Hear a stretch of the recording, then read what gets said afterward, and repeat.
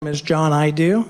I am ACT's Director of Government Relations, and I appreciate the opportunity this afternoon to be before you to support House Bill 2530, which we also refer to as the Credit Act. ACT, of course, is best known for helping students prepare for college, but as you will hear in the second half of today's hearing from Maria Markham. John, could you pause for just a moment? You were doing a beautiful job in speaking to the microphone, but where are you not getting sound? It's on now. Okay, John, thank you. So sorry. Please proceed. All right. Like I said, ACT is best known for its ACT test and helping students prepare for college, but our mission is much broader than that. We're into helping all students succeed after high school. Through our career readiness, our ACT work keys, we partner with states like Kansas to align education with real workforce needs, ensuring that students who pursue a career pathway with skills that employers recognize and trust. Currently today, approximately 50% of Kansas high school graduates pursue a college pathway. The other 50%, hopefully most of them will be pursuing a workforce pathway. ACT's commitment to workforce readiness is why we strongly support the Credit Act, and we're honored to participate in today's hearing. Now, the purpose of the Credit Act is to strengthen the connection between education and workforce readiness. By aligning learning outcomes with employment needs, the Credit Act proposes support assessments that measure readiness for both post-secondary education and in-demand careers. Now, this approach ensures that students and job seekers alike are prepared to meet the evolving needs of states, communities, and employers. Now, the Credit Act is partnered after a 2023 Arkansas law and was recently adopted at ALEC as model policy legislation and has two key components. The first is access to workforce development assessments in the high school, and the second component is college credit for those prior learning assessments, and I'll expand on both of those too. Regarding the access to workforce development assessment, the Credit Act elevates career readiness to the same level and importance as college readiness, ensuring both pathways receive equal recognition in state education policy. This requires public high schools to offer workforce assessments to students in grade 10 through 12. And as we just heard, this component of the Credit Act is already implemented in Kansas. Today, every public high school student has access to ACT work keys, as well as ACT work keys curriculum, to the extent that they would like to improve upon the scores on subsequent retakes. That is, in fact, why we have a $0 fiscal note. The second component of the Credit Act is for colleges throughout the state to recognize the work keys credential or any career readiness credential for college credit. Specifically, there's guidelines within the Credit Act to base the specific credits that a college is to offer based upon the ACE guidelines, which is the American Council on Education. ACE is a national leading higher education association representing over 1,600 colleges and university presidents, and it sets the widely used recommendations that help translate prior learning credits, such as military training and AP courses, into college credit. And my written testimony details the ACE guidelines specific to work keys so that they can be transcribable credits towards any post-secondary technical degree program. Ultimately, in conclusion, this is about both college and career readiness because it should never be an either-or decision. The Credit Act makes that commitment clear by ensuring state assessment policies value both pathways equally and that all Kansas students have an opportunity to effectively achieve success after high school, regardless of what pathway they have chosen. Thank you Madam Chair, thank you, members of the committee, and I'll stand for questions at the appropriate time. Thank you, Mr. Idu. Any questions for our conferee? Representative Featherston. Thank you, Madam Chair. How many of our Kansas kids percentage-wise take the ACT? I believe it's about 73, and the second half of the presentation today, Maria Markham will go into all those details at the very specific level. Thanks.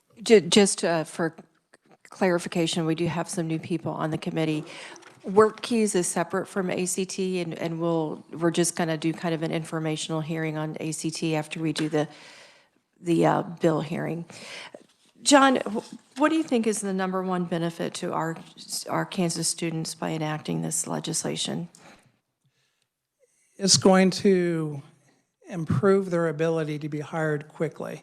It's going to differentiate them from some of the candidates that might not necessarily be as qualified.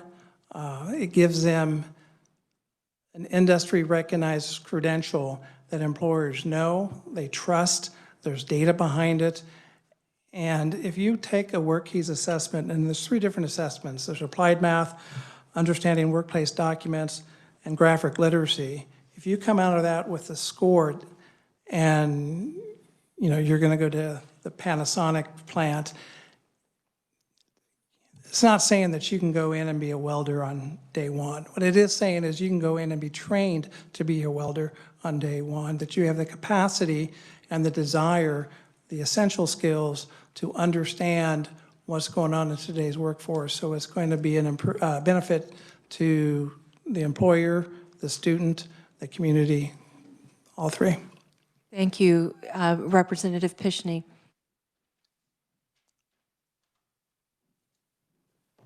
Sorry about that delay, Madam Chair. Thank you. John, and there's several things that I may voice after we hear all of the testimony, but the question I want to ask you, I heard Jason say as he was doing the summary of the bill, and I'm reading the summary of the bill, it looks to me like half of what we have in 2530 is already in statute. So why would we be supporting something that's already there? Let me jump in here, Lon. We had originally some of that had been a proviso in budget, and when we wrote the bill, just happened to slip our mind that we had that there. So the transportability of the law is really what's there for us, and we can amend out what's duplicative. So good catch. And so the second piece of that, of my question, Madam Chair, is so you're supporting this, but it appears to be something in the hands of the State Board of Ed already.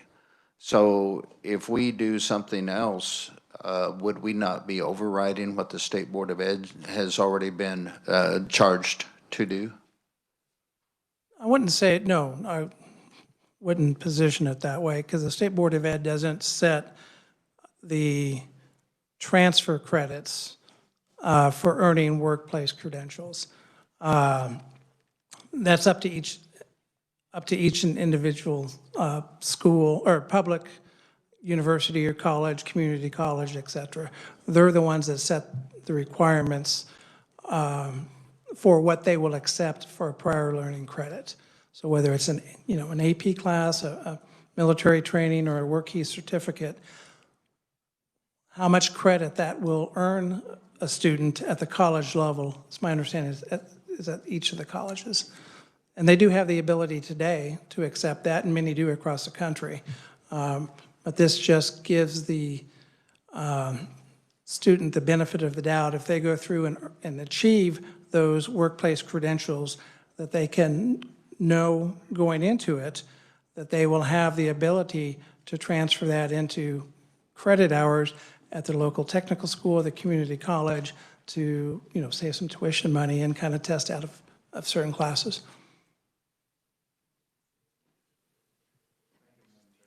Thank you, Mr. Idu.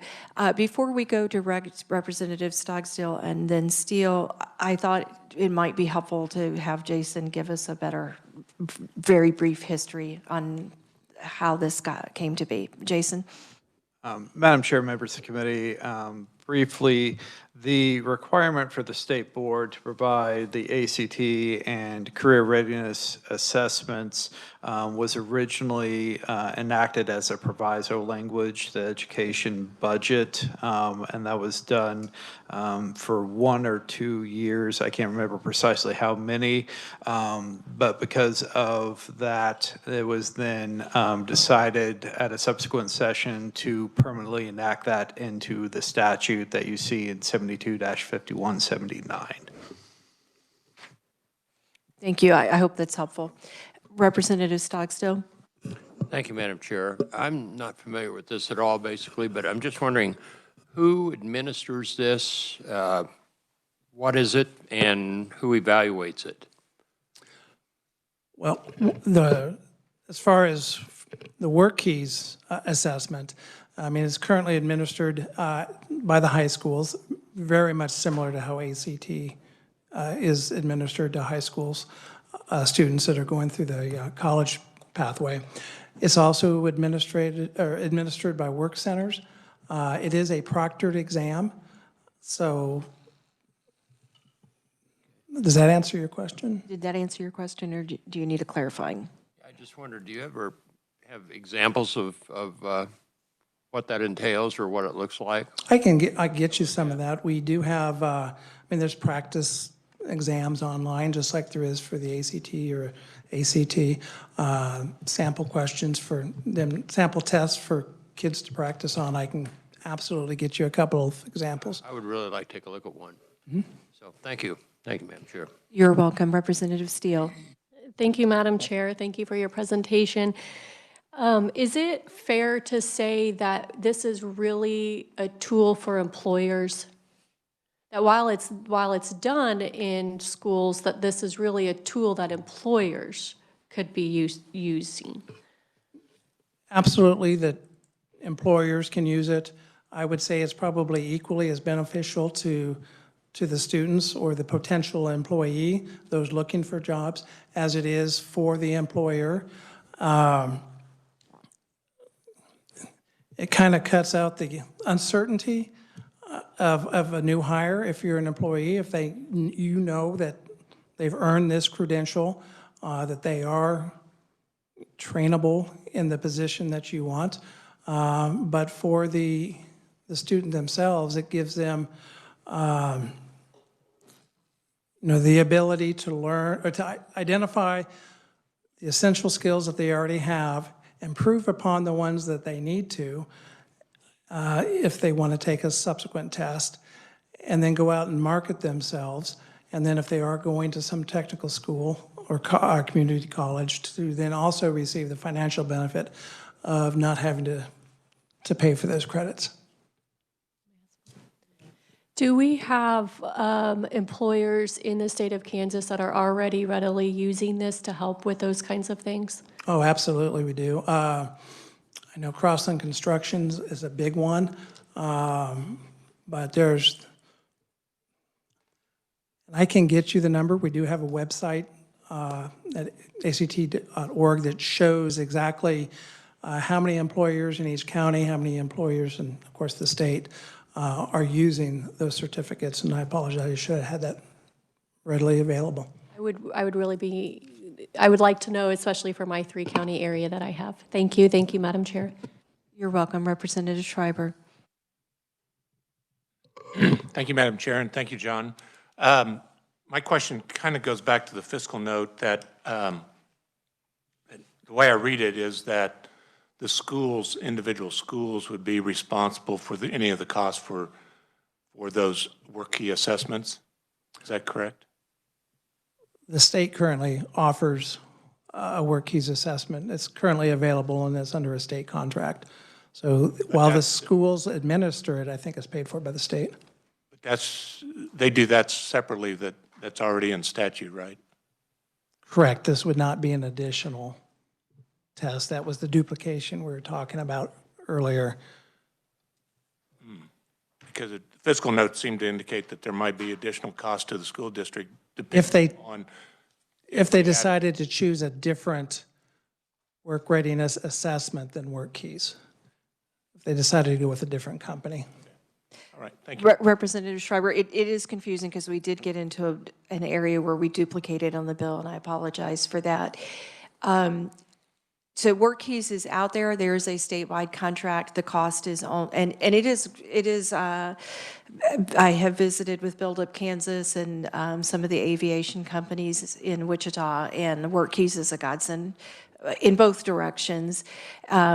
So it's not new. It's not a new cost. I think the cost is only if a district decided they wanted to use something other than what we're already providing. I have another question. Then, if we're already doing it, what does this? The difference is the portability, the transfer, being able to transfer the credits. So if you should really key in on the second page, but Mr. Idu, did you want to add to that? Right, like I said, there's two components. The first one is to offer it in the high schools, in which we've already discussed, that's already in statute.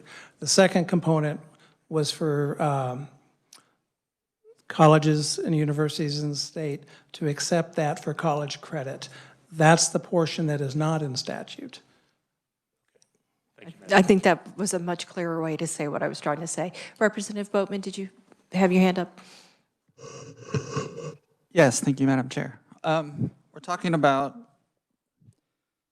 touching more on the cost to the school district. Looking at the fiscal note, it does say that additional costs will be borne to a school district if they choose a different assessment. But then moving on to page 2, it says that the Kansas Board of Regents indicates that the enactment of the bill would increase administrative costs for developing and implementing ... Do you have any concern or expectation that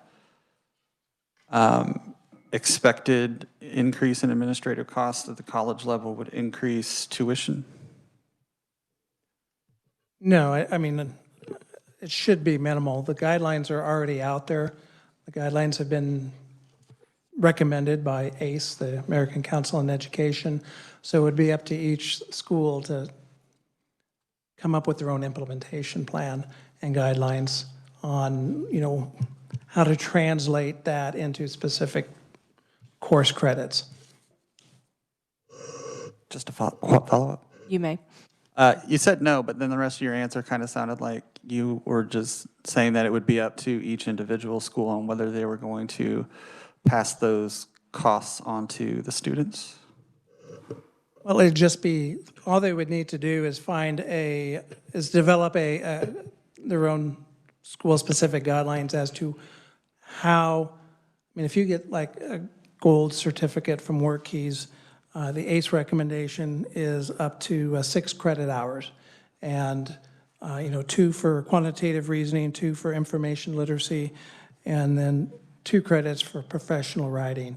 The schools would have to determine how that fits into the course catalog and how they would accommodate that. But I don't anticipate that would be a costly administrative procedure. Thank you. Any further questions?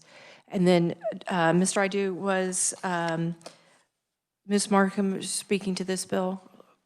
No, she's going to give the college and career readiness overview portion, Okay. but she won't be speaking to the bill. All right. Thank you. Thank you for being with us today. And it's not on my list, but a little bird told me that, Ms. Fleiter, you are an opponent in person. Thank you for being here with us today. You may proceed. Thank you, Madam Chair, for your flexibility. I apologize, Michelle, if I didn't get it submitted to you in time. I thought I did. Sorry. Do you have my written? I think it's on the S drive. Is it on the, okay. I didn't want to just start talking and have everybody kind of doing the golden retriever. KLIS doesn't always Yes, perform 100%. Yes, So okay. I thank just you. wanted to make sure that you could access it. That's fine. So I am opponent. Yes, thank you. Oral opponent. And I'm Leah Fleiter with the Kansas Association of School Boards. So thank you, Madam Chair.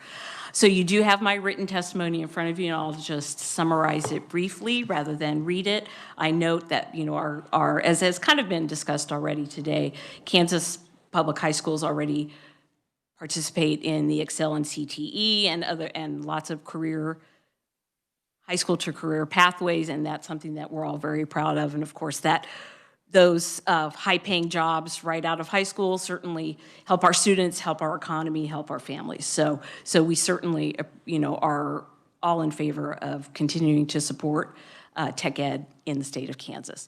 We are concerned, as I note in my testimony, that it appears to be an unfunded mandate if districts do choose to use a different program. So we would ask that if that is not the intended effect, if we could have some clarifying language there around a specific additional new source of funding on that would help us in our comfort level with the bill. We are as always, concerned about the local control aspect of this. We really feel that this is more of a local control issue between local school boards and parents. I note that the bill as drafted mentions every student, and that's really something that's we respectfully say is not the legislature's purview to get between a parent and what their child will be assessed on. I think all of us probably have kids that knew right out of the gate that they were going to be carpenters or they were going to run the family farm. And then we have other kids who, emerge from the womb and it's clear that they're going to be a nuclear physicist, right? And so, why, we oppose the bill kind of saying that every single kid has to take this tech ed assessment when it's not, that's really a parent decision, and it's also not something that students may be interested in. And as a result, then you have kids who aren't interested in this particular assessment not doing a very good job on it, unfortunately, right? So that's another concern we have.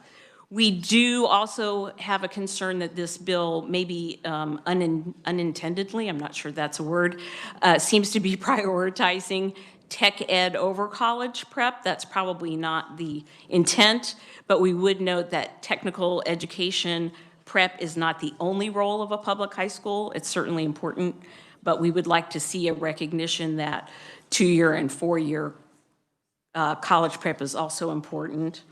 We also note in our testimony that we believe that the bill should apply to private high schools as well as public high schools. And that's something that we always talk about, private, public, we all need to be on kind of that. If it's good enough for public high schools, it should be good enough for private high schools, respectfully speaking. And then I do mention that this bill started out in a different state, I can't recall, but that it's been adopted by ALEC as a piece of model legislation. So I quickly Googled while I was sitting there, and it is an ALEC model bill. And we would just very respectfully say that ALEC is not traditionally seen as having a reputation for supporting public education. And so this really raised an alarm bell for me as I sat there. So, Madam Chair, I think I will stand for questions at the appropriate time, and I appreciate you allowing me to come up and testify. You're welcome. No, thank you. It's fine, Michelle. And the mistake probably was on our end. And like we said, when we do a short notice, we do a lot of grace. So we're always Appreciate happy that to very extend much. grace. Questions for the conferee? Representative Steele. Thank you, Madam Chair. I just want to make sure I heard correctly. It's my understanding this would be an opportunity for students to earn college credit, and that's not something KSB is wanting to support. Oh, thank you. That's not what I intended to say. My intention is that if you are going to, if the legislature, not you personally, if the legislature is looking at adding fiscal burdens to our plate, that's an unfunded mandate, and so we would ask for an additional new source of appropriation for that if that's the case. Okay, thank you for the Thank you. clarification. Thank you, Madam Chair. You were getting your microphone in place. Ms. Flighter, are you aware of any district that does not use work keys right now and uses an alternative? You know, off the top of my head, Madam Chair, I don't. That might be something that KSDE would be able to address. There's, you know, almost 300 school districts in the state, so I'm sorry, I don't know. I think the answer is that because the board and the department have a statewide contract, I don't think they do. So the if part of this, I think, is very much in the hypothetical realm. Representative Brantley. Thank you, Madam Chair. Thank you for being here today. I guess I have just a clarification that this should be open for private and public school. Yes, because if private schools are going to offer CTE courses, then shouldn't they also have the requirement to have those options available to kids? So with that in mind, do you know how many private schools in Kansas are using work keys? I don't.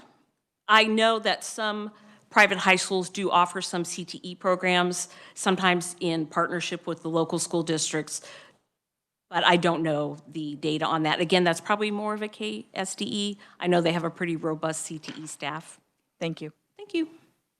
Thank you. Any other questions for the conferee? Seeing none, Ms. Leiter, thank you for being with us again today. Thanks again for the flexibility. Absolutely. And that concludes our testimony for House Bill 2530. And we will move on to our informational hearing. And is she here or is she online? She's online. Okay, we will, before we go online, I just kind of wanted to say, I think when we talk about the improvements that we're trying to make with the Blueprint for Literacy and the ways that we have been trying to work together on many different things, I wanted us to take advantage of the opportunity of having ACT here today to learn from.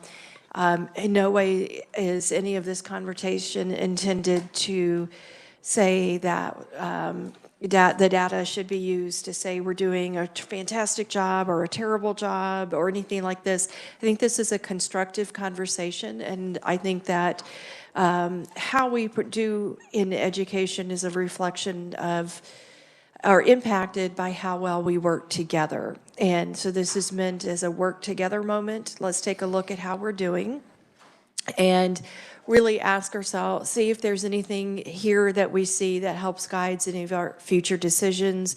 This is a great question day to learn from one of the organizations that really checks in on how we're doing. We're ready to go to Maria Markham. Maria, are you there?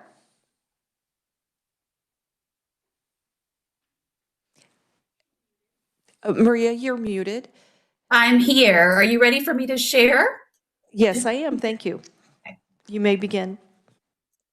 Okay, make sure you can see my slides and you can hear me okay. Are you able to view my presentation? Yes, we are. Okay, wonderful. Well, good afternoon, Madam Chair and members of the committee. It is such a great honor and pleasure to address you today. I also wanted to thank you for your flexibility in allowing me to join remotely due to the inclement weather. I am Maria Markham. I'm a senior director with ACT, and I have had the great privilege to serve the state of Kansas for the last 3 years in supporting students, schools, employers, and communities in reaching toward a more prepared citizenry. So I have a very short agenda today. I'll do my best to keep the pontifications to a minimum. We will be looking at the longstanding and very successful relationship we have had with the state of Kansas, a few facts of where your students stand in terms of being ready for their next steps. I cannot compliment the Kansas Department of Education enough, particularly the Assessment Division, on their exceptional expertise and their effective implementation of our solutions. They're truly something that you should, as a state, be proud of. ACT provides also, as well as your assessment team, we provide a team of program and operation managers who meet with your assessment division weekly to monitor the deliverables under your contract. We have dedicated customer relations reps who travel your state all the time. They're there to support your schools and help your teachers be more effective in getting their students to that college or career readiness level. We also host an annual summit where we bring together your educators and your administrators to share the best practices and emerging trends. We also provide an annual grad class release, which some of you may have seen. It goes to the department, it goes to legislators and committee members, as well as other stakeholders in Kansas, such as your Department of Commerce, who has that WorkKeys contract that John mentioned earlier. All that to say that we have our hand on the pulse of your needs and we are ready to adjust and provide for them however you see fit. You'll see on this slide, your college going rate hovers between 50 and 55%. That's just below the 61% national average.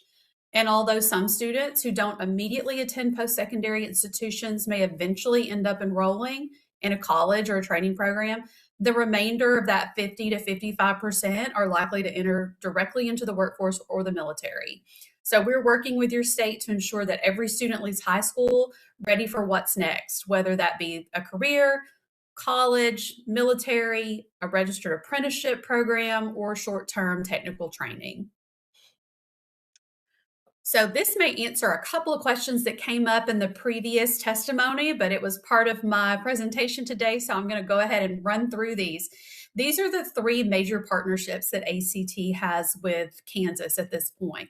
First is the one you probably have all heard about, and that's the ACT. That's our traditional college readiness test that all of your high school juniors are offered to understand if they're ready for success in college level courses.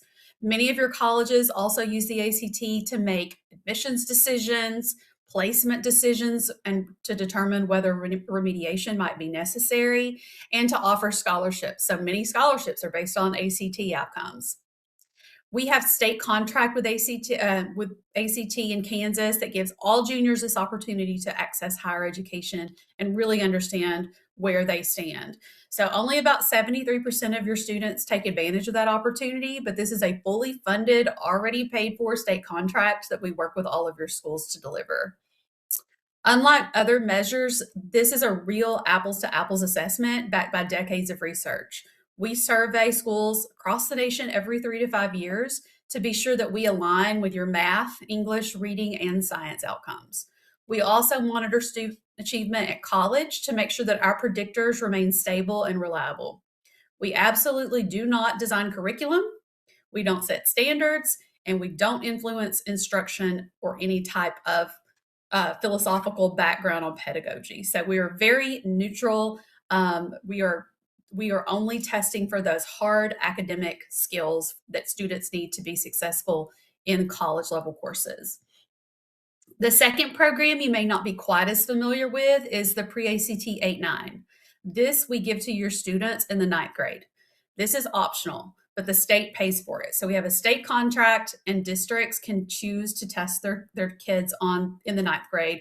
This gives students exposure to the ACT test format, and it gives educators just-in-time information to intervene if a student is falling off that trajectory for college readiness. So it's an early intervention tool, gives lots and lots of diagnostic information about where kids need to improve in order to reach that college level mark by the time they graduate. And finally, and I think most importantly, what John just talked about is our partnership with WorkKeys. So we have 2 state contracts with you guys. We have one through the Department of Education and one through the Department of Commerce. And both of these are funded, the appropriation is there to allow any student in a public high school in the 10th through 12th grade to take the ACT curriculum and also the assessment, and that is paid for by the state. That's not billed to the district. The only time a district might have to pay is if the student wanted to retake the assessment in order to get a better score. So this is something that is already in place and it's available. However, it's a little underutilized. We would love to see more students take advantage of both. It definitely is a both and, not an either or proposition. This solution examines just how prepared a person is to enter the workforce with those basic durable skills. Do they know how to read a technical manual? Can they do applied mathematics? Do they know, the rules of engagement as far as showing up on time and calling in and all those things that we hear from our employees that are employers that are so important. And there was one question a minute ago about how many employers in Kansas recognize the ACT Work Keys credential, and that number is 424 separate employers. To date, we have conferred over 125,000 National Career Readiness certificates to both your K-12 kids and your adult population. So we have a lot of people out there who have already captured this. They may not have captured that college credit, though, that we would like to see.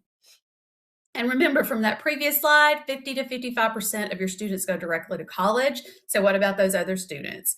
Especially when you look at 70 to 75% of your jobs requiring some level of training. So this leaves that large population of your students who graduate high school and are now working adults with the question of what's next for them. And WorkKeys really helps them answer that question. What do they want to do? What do they like to do? And what are they ready to do? We see a lot of these testers go into technical training programs at two-year colleges, enter registered apprenticeships, or enter employment with on-the-job training opportunities. Unlike ACT, WorkKeys does offer a curriculum. This curriculum is laser focused on moving students to the point of being ready to enter the labor force or a training program. It uses real world scenarios to contextualize learning and make skills relevant to both the job seeker and the employer. On the next slide, you're going to see 3 maps here, and you will see that Kansas is among good company with your peer states in your region and across the nation, investing in their talent pools and help keeping those high-wage industries in state. Instead of siloing the ACT test for college and WorkKeys for career, many of our states are now administering both assessments to students, and this allows them to provide that student with a complete view of their options. Are they ready for college? Are they almost ready for the college? Are they ready to go directly into career training, or do they need to continue to work on their skills before they go directly into the workforce? Louisiana, for example, they've incorporated both ACT and WorkKeys into their school accountability model. They offer districts credit when students score at least a 20 on the ACT and when they achieve a gold level or higher on the WorkKeys certificate. So ACT is working really hard with our other states to showcase the value of using both tests in tandem and identifying ways to support their needs. This really encourages students to explore a multitude of pathways, really gauge their interest and their readiness with these assessments, and make more informed choices about their future plans. So both colleges and employers can use the data that we provide here to help predict applicant success rates or whether they may need some extra support. You may have a student coming into your program, they're ready to start, but they need a little extra help in math, or they need a little help, an extra help in reading. It helps our institutions be prepared for that cohort that's about to come through their doors in the next year. Okay, a closer look at how Kansas outcomes compare. And I believe John can provide you with the complete profile. I didn't want to give that to you today because that's about 50 pages, some pretty dense reading. But when you look at this slide, you may have you may have the desire to dig a little further. So as I mentioned before, here we have this map of the United States. 73% of students in Kansas, that 2025 graduating class, took the ACT. So when we talk about testers at ACT, they come in a lot of groups, and we group them in different ways when we're making comparisons. So we have school day testers. And now in Kansas, most of your kids are testing during the school day as part of that state contract. We have national administration testers. Those are the Saturday testing kids. Those are kids who pay up front, they plan it, they prepare. Those kids typically do a little better on the test. So when you're comparing yourself to these national test numbers, keep in mind that we're testing a big demographic. We're offering it to kids of all socioeconomic backgrounds, academic preparedness levels, desire to take the test or not. Maybe it's just a Tuesday and they decided, let's take the test instead of sitting in the auditorium all day long. So your test scores are not going to be as high as maybe, say, at Georgia, where they only test 22% of their kids, and all of those are on national test day. So those are kids who know they're college ready, they're giving it their best shot, and they tend to score a little higher. So if I were to compare Kansas to other states when you're looking at outcomes, For example, I would look at Ohio. I would look at Missouri. They'd be more comparable to you than maybe Oklahoma or Nebraska, who test 100% of their kids. And they would definitely be more comparable than an Idaho or a California, because those are a very low percentage and they're all going to be those higher achieving students who are testing on Saturdays. So there's I paused on the slide to let you take a look at your outcomes. I'll take questions at the end. But this can be dug into much more deeply with your statewide profile report. This slide is just a critical note that I think should be pointed out. ACT made the decision to make science optional a couple of years ago, and that was really a state choice. So some states said, we're not going to offer science anymore because we don't use it for certain reasons. Maybe we don't use it for accountability. We have something else that we use there.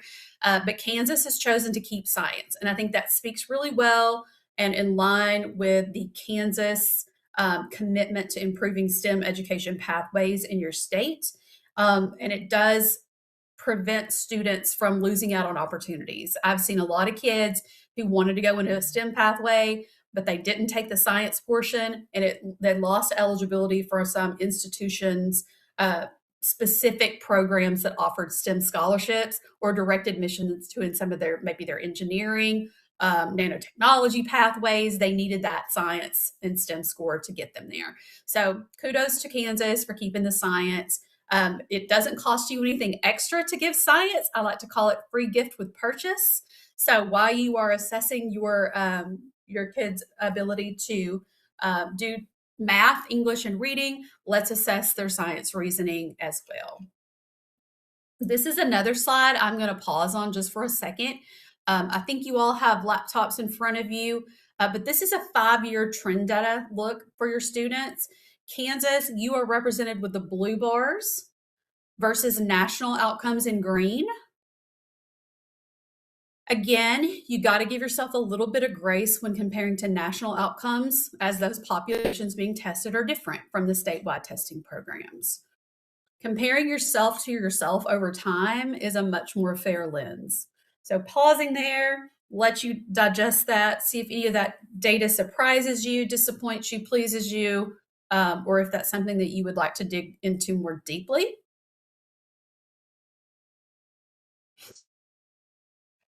You can continue, and we'll save all questions for the end.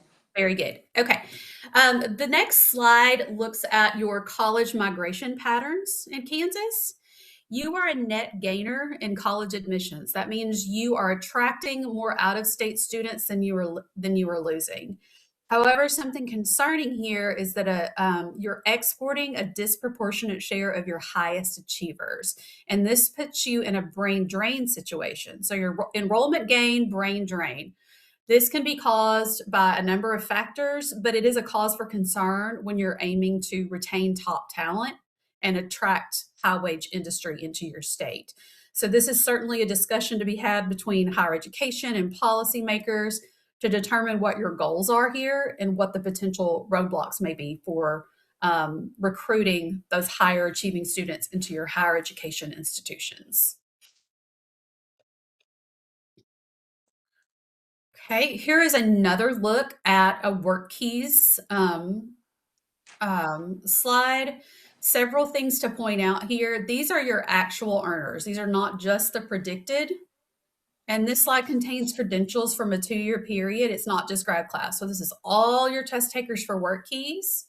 You'll see that we tested, we tested around 31,000 individual students, both K-12 and adult students, and that is really more of an 18-month period. The chart on the top right, those are self-identified categories. The dark blue those are high school students. So those are kids that are still enrolled and engaged in your K-12 programs. The light blue, that's adult low education. So these are adult students who completed a high school diploma, but they have no post-secondary experience. That adult middle, those are high school graduates with an associate degree.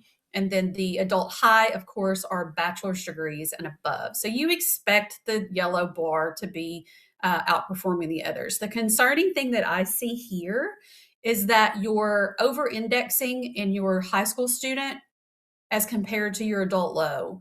We typically expect these populations to perform at about the same level. And what that tells me is some of our districts are self-selecting kids.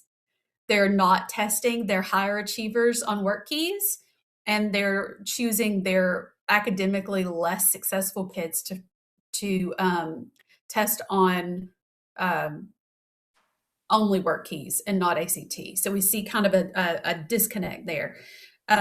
I think in light of the recommendation from ACE to offer credit for prior learning, we're doing our kids a disservice that are academic. Maybe they are college bound. Maybe they are going to go into a 4-year program. But if it's any kind of applied program, they should really be taking work keys as well, because those kids might be able to earn up to 9 credit hours toward their baccalaureate degree in those freshman and sophomore level courses. So give them that opportunity. We're paying for the test already. Might as well give them an opportunity to get that free credit. Okay, on to the next, skipped. On to the next slide. Here are some continued trends and progress that we're seeing. So our work with Kansas is very strong. Again, great partners. You're doing a really good job of serving your students. Still some room to grow. Lots of opportunity for growth and offering every student all their options. A couple of your peer states, Tennessee and Wyoming, for example, they offer a second chance for their high school seniors to take the ACT. So this gives kids another shot. Once they've had a little exposure, they've had another year of instruction, giving those seniors an opportunity to show their best work. And where this really shows up is when we look at the ROI. So it doesn't cost the state very much to allow that second administration. But students, if they go up even a point or two, their ability to capture thousands and thousands of dollars in scholarship opportunities and to avoid remediation far outweighs any investment. So it's great student-friendly policy. Every week we have more institutions across the country who are reinstating the ACT for admissions into post-secondary as a much more stable predictor for college readiness than GPA alone. So there's concern for grade inflation.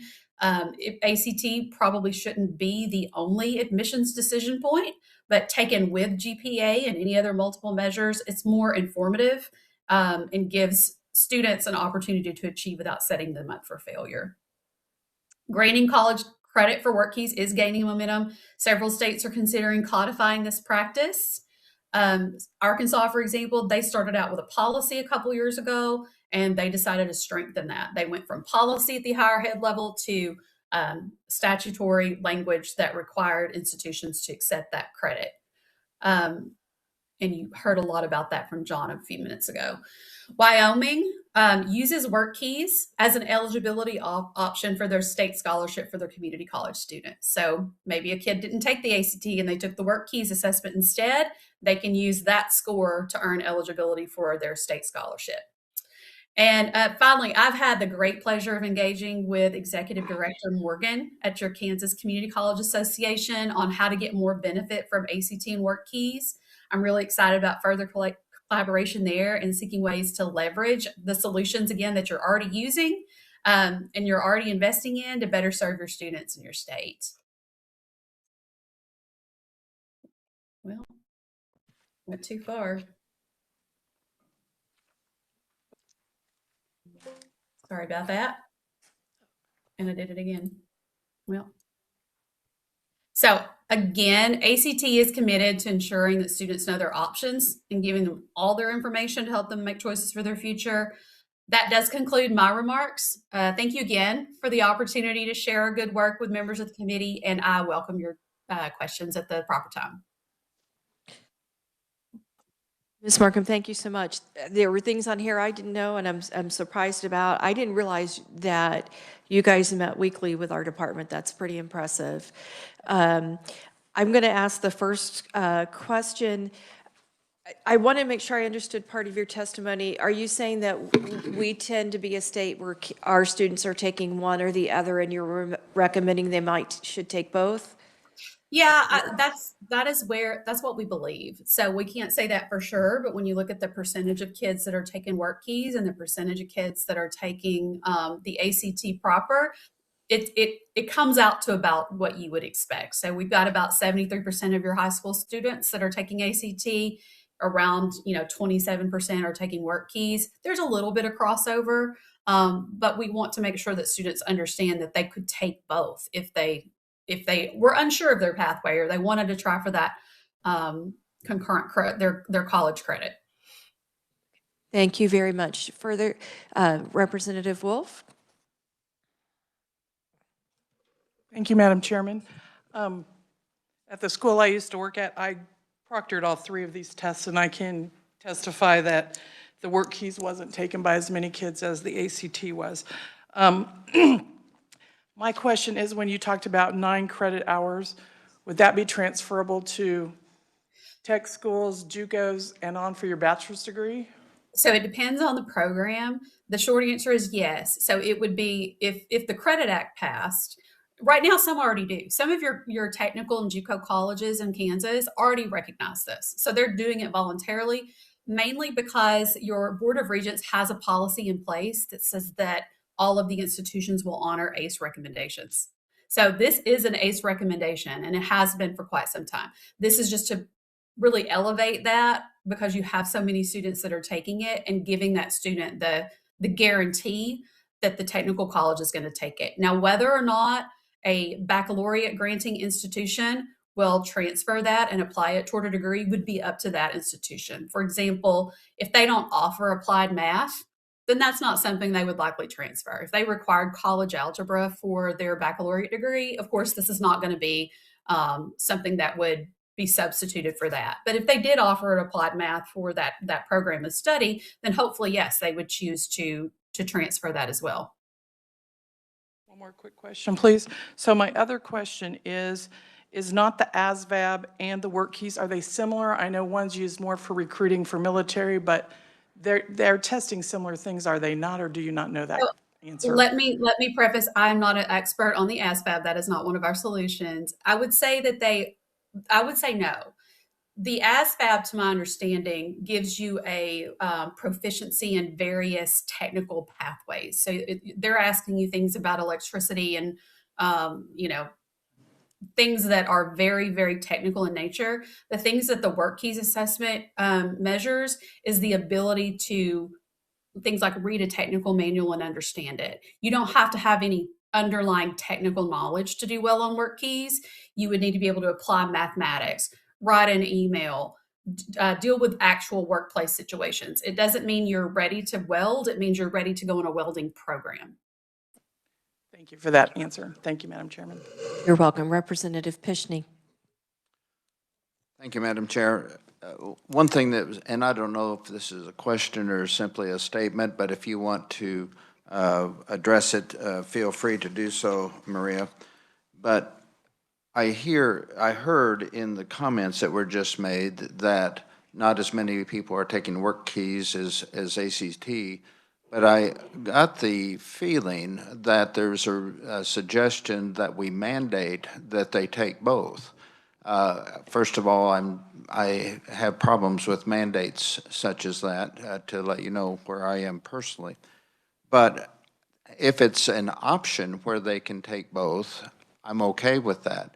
However, then we get back into the local control, the flexibility, whether it be universities or tech colleges and so forth, on the transferability question, because I'm a free enterprise thinker, and I believe that we should have competition, if you will. And if one institution will allow the transferability, and it sounds to me like what you said, Maria, that there are institutions doing that today. So to me, that's a leg up for that institution when they're recruiting students. And I like that idea. So like I said, it's more of a comment, but if you'd like to comment to that comment, feel free, please. I would offer one response to that. I do agree that competition is healthy. My concern with that is equity, in that when you look at your community college and technical college students, they typically don't travel more than 50 miles from their home to attend a two-year college. So one college offering it in one part of the state for credit kind of disenfranchises people who live in another part of the state because they would not have that guarantee. That would be my only concern. Just a quick follow-up, Madam Chair. So have you visited with Heather Morgan about that point? Absolutely. I presented to her commissioners about two months ago, and they were very interested. Not only in that, and I won't speak for Executive Director Morgan, but the things that we spoke about was also using work keys as an admission criteria instead of ACT at the two-year colleges. So instead of taking ACT, they would look at work keys in order to admit and place students.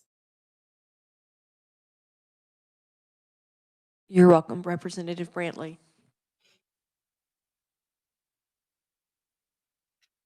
Thank you, Madam Chair, and thank you for presenting to us today. I have a question on the college readiness in Kansas, where there's the four graphs. On figure 1.2 on percent meeting 3 or 4 benchmarks, 5 years of testing. Can you explain that? Figure 1.2. 1.2. Yes. So this basically says that your percentage of students who meet at least 3, I think that's a better way of saying it, at least 3 benchmarks, has gone from a 32% in 2021. It remains stable to 32% in 2022, down to 30, down to 29, down to 27. So you've seen a reduction in the percentage of students who have met that at least 3 benchmarks over the last 5 years. Thank you. Representative Featherston. Thank you, Madam Chair. I think my question is, my students haven't mentioned this work keys thing, so I'm a little behind on what it is, but what's the cost per pupil to administer the ACT? What's the cost per pupil to administer work keys? And then if more kids are going to take work keys, that's going to cost the state more? So I'm going to give you an estimate because I don't have my price sheeting in front of me, but we have a contract with the state to offer the ACT exam. I believe it's less than $45 per student for ACT. Whereas if they were to take it on a national test day, it would be closer to 75. So we give a pretty significant discount to the state for that volume. I believe that the work keys assessment is around $35 for the full battery of assessments for students. And we only bill the state for actual assessments given. Representative Featherston, did you have a follow-up? And did that answer your question? No, I do not have a follow-up. Yes, that answered my question. Thank you. You're very welcome. Representative Brantley. Thank you, and thank you again. I think I need to clarify my question. On the percent meeting 3 or 4 benchmarks, are those the benchmarks in your curriculum?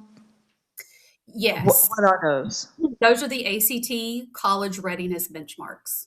Okay, thank you. Yes. Any other questions? Okay, I have one for you then. Because I noticed, ACT always keys in on the junior year. And there are some people suggesting that we restrict career and tech ed to juniors and seniors. Is there a significant difference between juniors and sophomores that you see of why juniors are a more appropriate target for career and continuing ed than sophomores? Just kind of an insight question for you. So I don't know that I'm speaking for ACT. I may be speaking from my previous experience with career and technical education, but I would say no. In fact, we encourage students in the 10th grade to take work keys because it gives them an opportunity to evaluate their pathway so that they could engage in maybe some dual enrollment CTE programs as juniors and seniors. We don't see a big difference in the scores. Thank you. That was very, very helpful. And when you were on your slide, the second one after your title page, and you mentioned you meet weekly. Did I hear you say that you guys do a grad class release? We do. Yes, we Could do. could We you provide describe that to us and make it available to us, please? Absolutely. We will provide that, and we provide a grad class presentation and a full profile report every year that looks at your outcomes for the most recent graduating class. And we dissect this in every way you can imagine. We look at students who took core curriculum, students who were in lower socioeconomic brackets, we look by gender, we look by race on the outcomes. And then we also look at that over time, and we look at that compared to the national trends. So we provide a whole lot of resources. I travel to Kansas and give that to the in person to your department. I know Mr. Idu gives that presentation to legislators, sometimes one-on-one, sometimes in a group. But we will absolutely share that. It is a pretty dense document. I didn't want to have that in front of you while we were speaking today, but we will certainly make that available. Thank you. And you suggested to compare Kansas to Ohio and one other state. Yeah, I would look at Ohio. I would look at Missouri. So you're at 73%. So I would look at states that, within 5 to 10% percentage points of you that have school day testing programs. You're going to do a little better probably than the 100% tested states because they truly they test everyone. Even those that are going to do pretty poorly. And then the states that have, even if it's close to you, you would not want to compare yourself to Colorado because they only test 8% of their students with the ACT. So those students are electing to take that on a Saturday on their own time.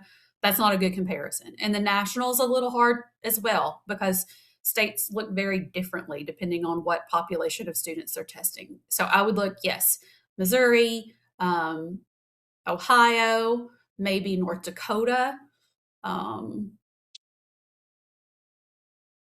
Yeah, those would be some fairer comparisons for you.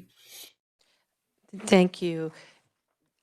Representative Pishney, and then I'll come back to my questions because we know I always have some. Go ahead, because I like to share. You can do yours No, first, please go Madam ahead.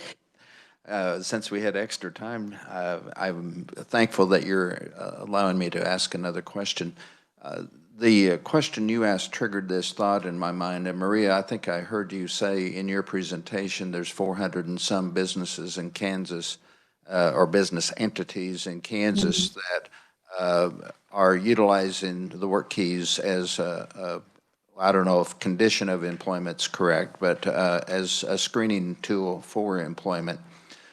One of the, and a quick caveat, one of the things that I get concerned about from testing is that we create a great generation of test takers, but not necessarily of workers, or not necessarily ready for college sometimes. So that's the context in which I'm stating this. But do you have anecdotal, at least, information from the businesses on how much they depend upon work keys for the employment of these individuals? Yes, I'm sure we do. That is not my area of expertise, but I'll put that on my list of things to follow up with you. Thank you, and thank you, Madam Chair. You're very welcome. And I forgot my question. We'll go to Representative Brantley then. Thank you again, Madam Chair. This kind of piggybacks on Representative it's almost called too long. Pishney. I'm all right. No, I'm not. Anyway, it piggybacks on his. Of those businesses that use work keys as a screener, do you have any long-term information on how pleased they are, or if those workers stay with them, just any type of feedback in that area? Let me get you the most recent research on that. So we have research that indicates that they have much lower turnover. The longevity of their employees is a lot longer, so they're investing less in training and recruitment. But let me get you some more definitive information on that. Thank you. Okay, now I remembered my question. You've been watching us as a state, and I think we are really focused in on literacy. We're focused in towards career tech. Watching us, what do you think is the best thing that we've done from any branch of government, whether it be the department or the legislature or local school districts? What's something we're doing right and we should do more of? I think giving students options, and you've done a really good job of that. I think that, you know, you've appropriated money for these students to have all these options.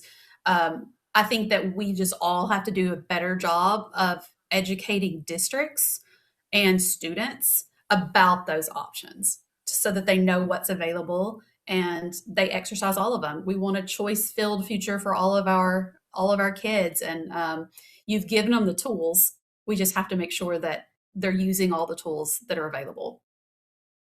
Thank you very much. Any other questions for our conferee? Seeing none, Ms. Markham, thank you so much. It's been interesting. I think you've scared the daylights out of me on how we're losing our higher kids, though. That's certainly something that we all need to be talking about. Dr. Harwood, did I see you slip in? I have a technical question for you, if you don't mind.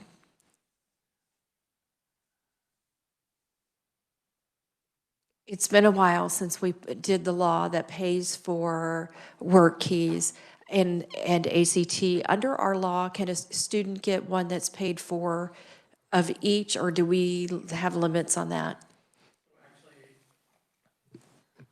Madam Chair, thank you for the opportunity. I was just actually trying to remember that, so I'd defer to Jason on what the actual law says. I believe a student can choose to take one, both, or none of the ACT and the ACT work keys. So the districts are required to provide the opportunity. Students are not required to take either one, and I think they can choose either or both. That's the answer I wanted to hear, because I'm thinking about the student who's trying to work their way through college, and having the work keys behind you that helps you get a job faster or a better job than you would have without it, helps you pay for that college degree. So thank you. While we have Dr. Harwood, any questions for Dr. Harwood about how the state does work keys? I'm sorry, I'm putting you on the spot, but we don't have much time left, so we won't do too much damage. Okay, seeing none, Dr. Harwood, thank you. And we had been holding, concluding the fetal alcohol bill, and I'd like to see if you're available for tomorrow. I think we should have time for you on the schedule tomorrow. I can come at 2:30. I have to do the KSTU budget and Senate Ed from 1:30 to 2:30, but they go to the floor at 2:30, so I can be here at the same time tomorrow. We'll save you for last tomorrow. Figure about this time tomorrow. Thank you very much, because I think there's a lot of information on that area that parents are very confused about. So thank you for putting the work in to find those answers. Any other questions? Their thoughts? Okay, then we are done 10 minutes early today. Thank you all for being here. Thank you for asking such interesting questions. We are adjourned.